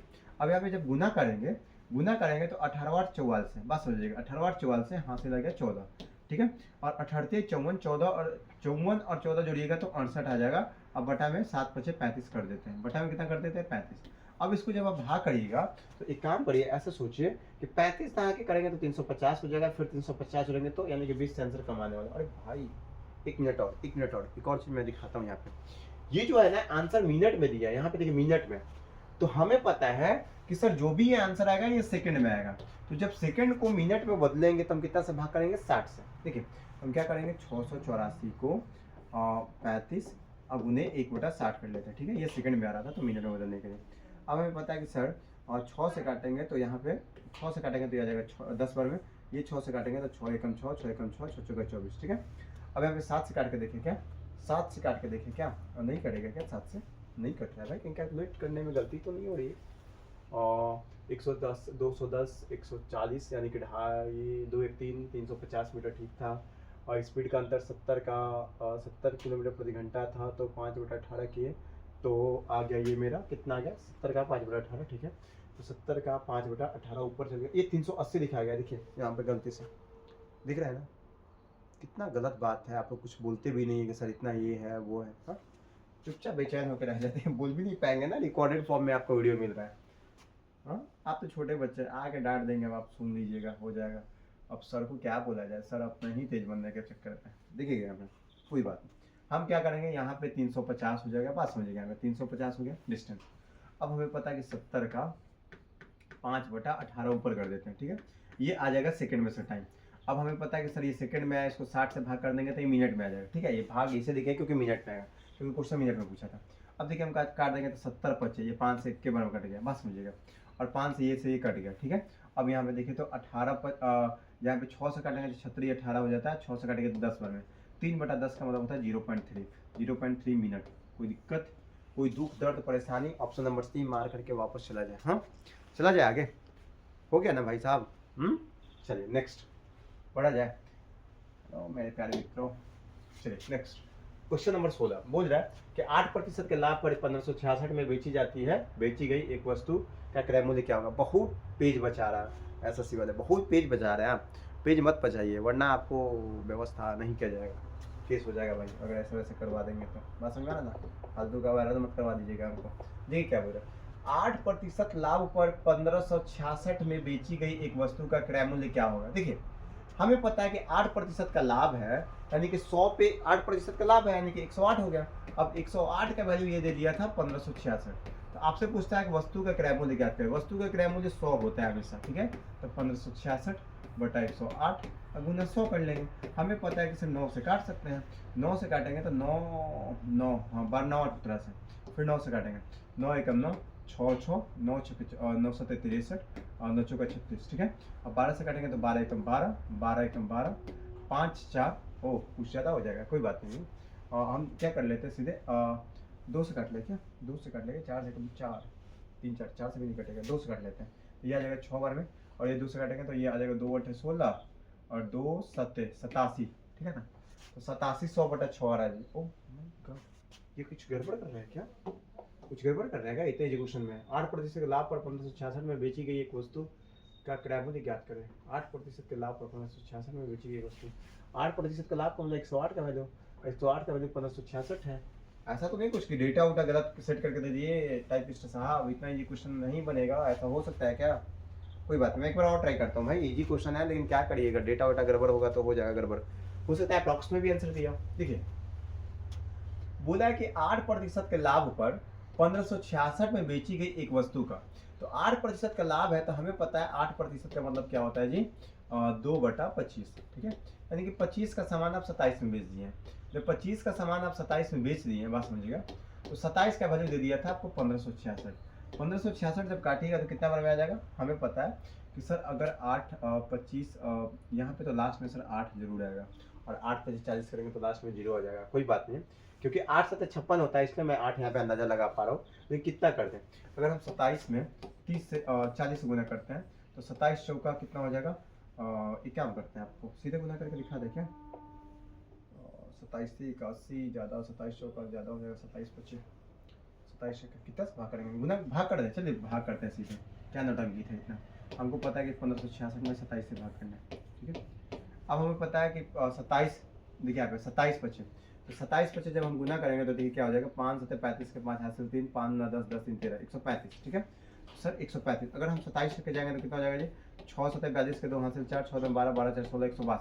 ये ज़्यादा हो जा रहा है, कम हो जा रहा है, इसलिए हम 5 बार में जाएंगे तो ये 5 बार में हो जाएगा, ये 5 हो जाएगा। अब बात समझिएगा, अब 135 है, जब 156 में से आप 135 को घटाइएगा तो 6 में से 5 घटा तो 1 13 15 में से 13 घटाए तो 2। ठीक है, और ये 216 है।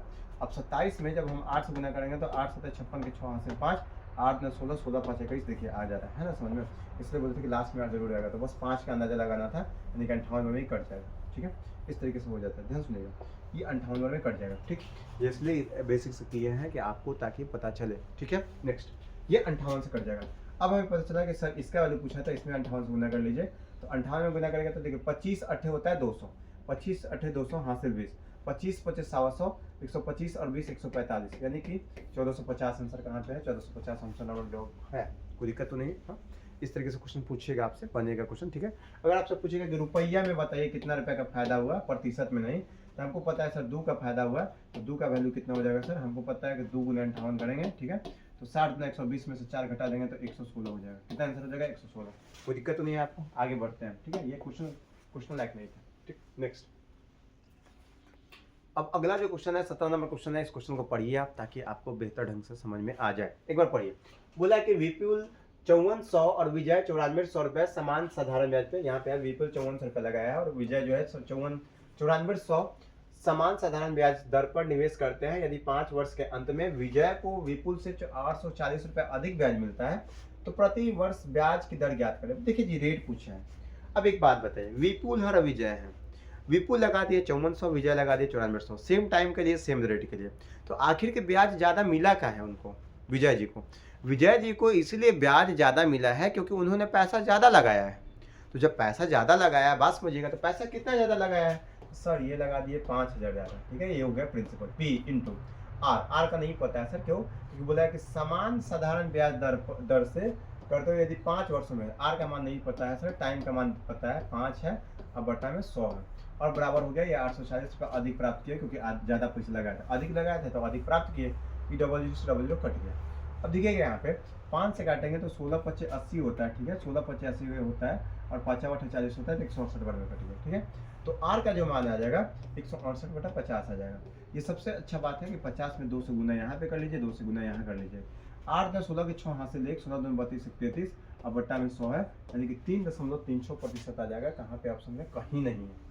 अभी कैसे हो गया जी? बार बार ये क्वेश्चन ऐसा काहे हो रहा है जी? देखिए तो 5400 से 9400, अच्छा 5400 से 9400 कितना ज्यादा? 5000 है, 4000 है जी। यही गड़बड़ बार बार हो रहा है, ध्यान सुनिएगा।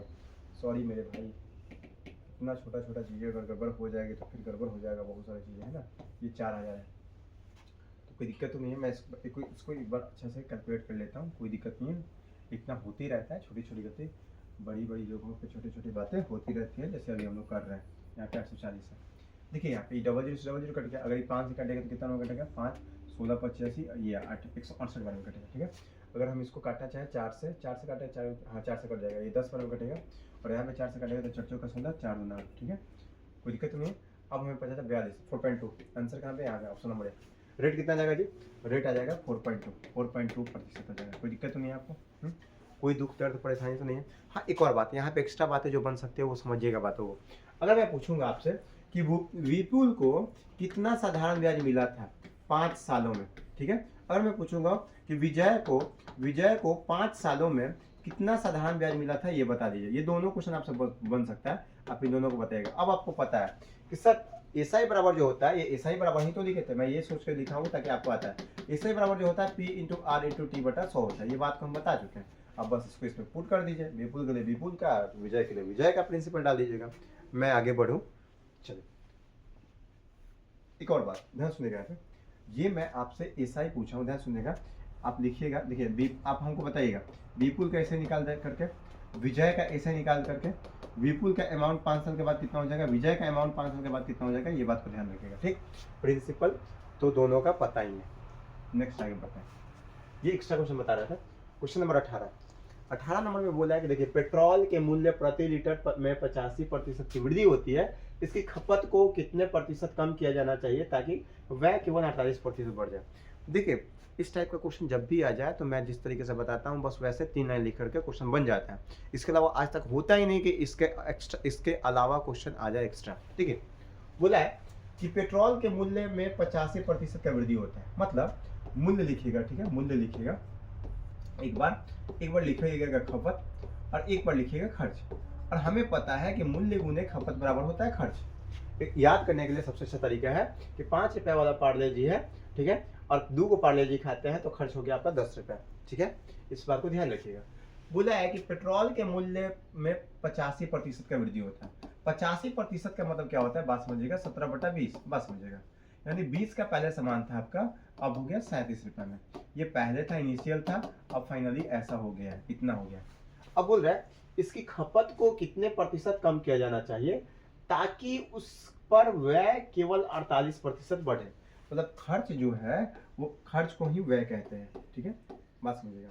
ये कहना चाहता है कि मात्र 100 से 148 ही हो। अब बताइए कैसे, बात समझिएगा हमारा, कितना प्रतिशत, मतलब 100 से 148 हो, ये कितना प्रतिशत कम या ज्यादा करेगा, इस टाइप से क्वेश्चन आता है, बात समझिएगा।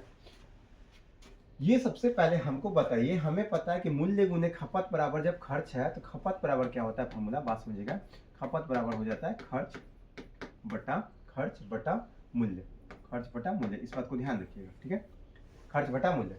अब हमें पता है कि खर्च 100 रुपया है यहाँ पे और मूल्य है 5, यानी कि 5 यहाँ पे आ जाएगा, क्यों, क्योंकि 20 गुने 5 करेंगे तो 100 हो जाएगा, बात समझिएगा। 20 गुने 5 करेंगे तो 100 आ जाएगा। अब हमें यहाँ क्या करेंगे, 34 में हम कितना से गुना करेंगे, तो सर 34 में 4 से गुना करेंगे तो जरूर मेरा आंसर आ जाएगा 148। बस समझिएगा। तो कितना का कमी किए, तो 5 से आप कमी कर दिए है 1 का, कितना पे, 5 पे, तो 1/5 का मतलब होता है 20% की कमी।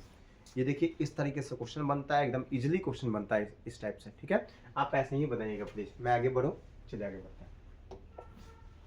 आपको समझ में आ तो रहा है भाई साहब? हाँ समझ में आ रहा है प्लीज, हाँ समझ में आ रहा है तो बहुत अच्छी बात है, समझना भी चाहिए आप, क्योंकि आप काफ़ी मेहनत कर रहे हैं लगातार हमारे साथ बैठ करके एक लाइन से आप वीडियो को एकदम सुनते हैं ध्यान से। वैसा मेरे पास माइक भी नहीं है जो आप तक पहुंचा दे। माइक को आपको पढ़ाते पढ़ाते देखिए ये इसका ये कैसे मैं दिखाऊं, छोड़िए रहने दीजिए। और इसका ये बंद हो जाता है माइक, तो ये माइक जो मेरा साउंड होता है वो डायरेक्ट फ़ोन लेता है, फ़ोन से डायरेक्ट जाता है। ये माइक बस नाम का है, चला गया है अभी, है ना, इसका बैटरी डाउन है।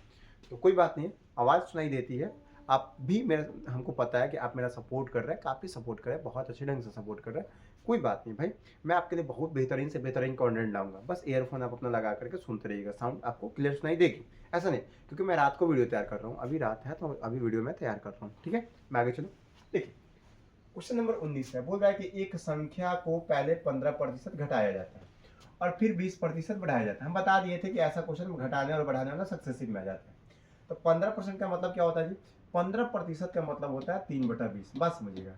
और देखिए 15%, देखिए यहाँ पे पहले बोला 15% घटाने के लिए, तो घटाने का मतलब क्या होता है, 15% का मतलब होता है 3/20, तो 20 में से 3 घटा देंगे। फिर बोला 20% बढ़ाया जाता है, 20% बढ़ाने का मतलब क्या होता है 1/5, यानी 5 में 1 बढ़ा देंगे, यानी कि 20 से ये हो जाएगा 17, ठीक है। अब यहाँ पे बात समझिएगा, ये कितना हो जाएगा, 5 से हो जाएगा 6, ठीक है, कोई दिक्कत नहीं है। अब हमें पता है ये सर इनिशियली था और ये सर फाइनली हो गया था, ठीक है। अब हमें पता है कि सर 20, 25, 100, पहले 100 था तो अब हो गया है 17 छक 72 से यानी कि 102, ठीक है। अब सुनिएगा ध्यान से, आपसे बोला है कि इस प्रकार प्राप्त संख्या मूल संख्या से 78 अधिक हो जाता है। ये कहलाता है मूल संख्या, ये होता है प्राप्त संख्या। तो बोला मूल संख्या से जो प्राप्त संख्या है वो 78 अधिक हो जाता है, तो ये अधिक हुआ कितना, 2।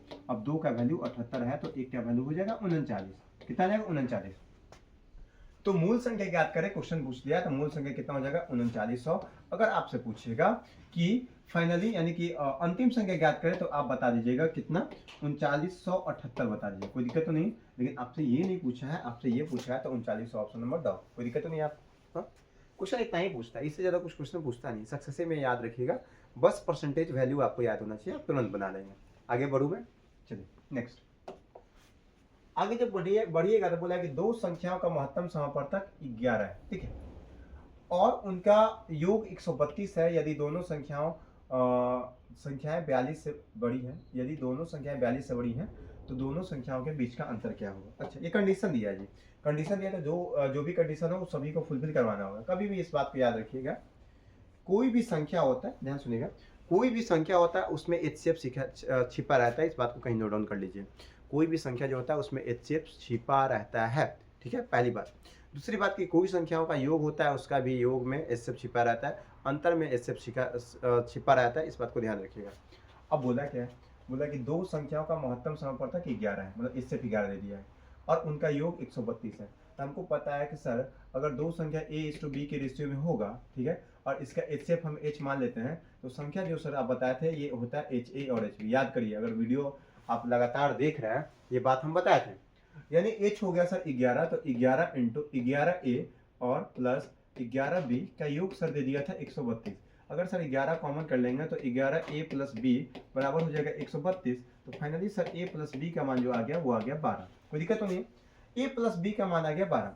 अब देखिए A प्लस B का मान ऐसे रखा जाता है, बात समझिएगा, A प्लस B का मान ऐसे आप रखिएगा जिसका HCF A का, याद रखिएगा, मान रखने का तरीका ये बता रहा है। यहाँ A और B का मान आप ऐसे रखिएगा जिसका HCF 1 आ जाए। तो क्या क्या रख सकते हैं हम, 1 रख सकते हैं और 11 रख सकते हैं, कोई दिक्कत नहीं है। अगर 2 और 10 रखेंगे तो HCF 2 आ जाएगा, इसलिए हम नहीं रख सकते हैं। 3 और 8 नहीं, 3 और 8 नहीं, 3 और 9 भी नहीं रख सकते क्योंकि HCF 3 आ जाएगा। 4 और 8 नहीं, 5 और 7 रख सकते हैं, 5 और 7 रख सकते हैं, ठीक है। इसके अलावा 7 और 5 रखेंगे तो ये पलटेगा, कोई बात नहीं। तो पहला जो क्वेश्चन बनता है, याद रखिएगा कि कितने युग्म संभव है। याद करिए, युग्म वाला क्वेश्चन आता है, युग्म वाले क्वेश्चन एकदम आता है भाई, याद रखिएगा।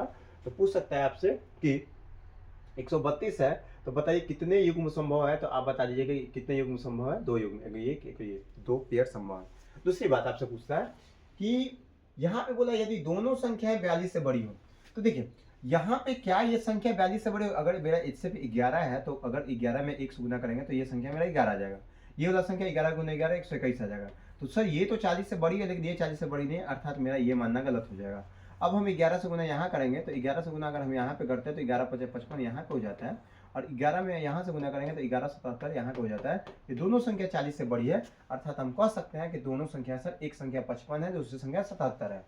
अगर हमसे पूछेगी कि छोटी संख्या क्या है तो हम बताएंगे 55 है, अगर हमसे पूछेगी बड़ी संख्या क्या है तो हम बताएंगे 77 है। ये सब एक्स्ट्रा बात बता रहा है, ठीक है। देखिए हमसे क्या पूछ दिया, हमसे बोला है कि तो दोनों संख्याओं के बीच का अंतर बताएं। बताइए भाई, मुंह हो गया छोटा सा कि 55 और 77 का अंतर पूछा है तो 22 आंसर हो जाएगा, कोई दिक्कत नहीं।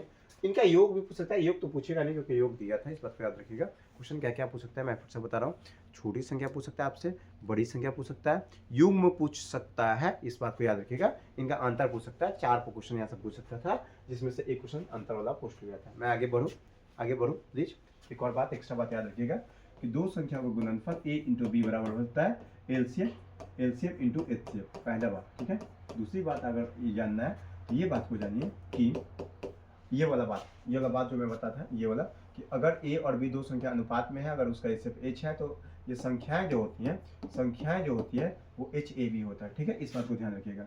और एक और बात याद रखिएगा, एलसीएम बराबर एच ए बी होता है, ये भी बात याद रखिएगा, कोई दिक्कत नहीं है। अगर 3 संख्या है तो ए बी सी हो जाता है, कोई दिक्कत तो नहीं है आपको। मैं आगे बढ़ूँ, चलिए आगे बढ़ते हैं। ये सभी बातें बेसिक थी और बेसिक बातें आपको समझा दी। अच्छा डायरेक्ट थैंक यू आ गया भाई, इसमें लगातार हम कंप्लीट कर चुके हैं। पढ़ाने का धुन में इतना न रहता है, एकदम समझ में आ रहा है कि क्या बताने, एकदम खुशी में पढ़ाते जाते हैं। मेरे बच्चे इतना उम्मीद लगा के रखे हैं हमसे, एकदम प्रेम से नहीं पढ़ाएंगे तो कैसे पढ़ाएंगे भाई, एकदम प्यार से पढ़ाएंगे आपको, है ना। आपके लिए तो कुछ भी, है ना, कुछ भी कर जाएंगे सही में। चलिए बात समझिएगा, ये बात है। थैंक यू भाई, सच में बहुत बहुत धन्यवाद, ठीक है ना, कि आप मेरा इतना साथ देते हैं, इतना ट्रस्ट करते हैं कि नहीं मैं क्लास प्रिंसर से करूँगा। इतने बड़े बड़े टीचर हैं फिर भी आप हमारे पास हमसे ट्रस्ट करवा रहे हैं कि नहीं प्रिंसर ही बेहतर पढ़ाते हैं मैथ और प्रिंसर से ही पढ़ूँगा। तो इसके लिए बहुत धन्यवाद भाई। वास्तव में आप मुझे इस लायक समझ रहे हैं कि आप हमसे पढ़ रहे हैं, ये मेरे लिए बहुत बड़ी बात है। और मेरा विश्वास करिए, मैं आपका उम्मीद नहीं तोड़ूंगा अगर आप हम पे विश्वास कर रहे हैं तो, ठीक है। बाकी आज का वीडियो कैसा लगा आप मुझे कमेंट बॉक्स में बताएंगे। एक और बात, मैं जैसा कि बीच में बोला हूँ, प्लीज़ मैं भी मेहनत करता हूँ तो मैं भी चाहता हूँ कि मुझे रिवॉर्ड मिले, और रिवॉर्ड के रूप में मैं बस इतना ही चाहता हूँ कि आप बस जितने लोग इस वीडियो को देख रहे हैं 10-10 लोगों तक शेयर करेंगे, एकदम नया 10-10 लोगों तक शेयर करिए। बाकी आज के लिए इतना ही रखते हैं, थैंक यू।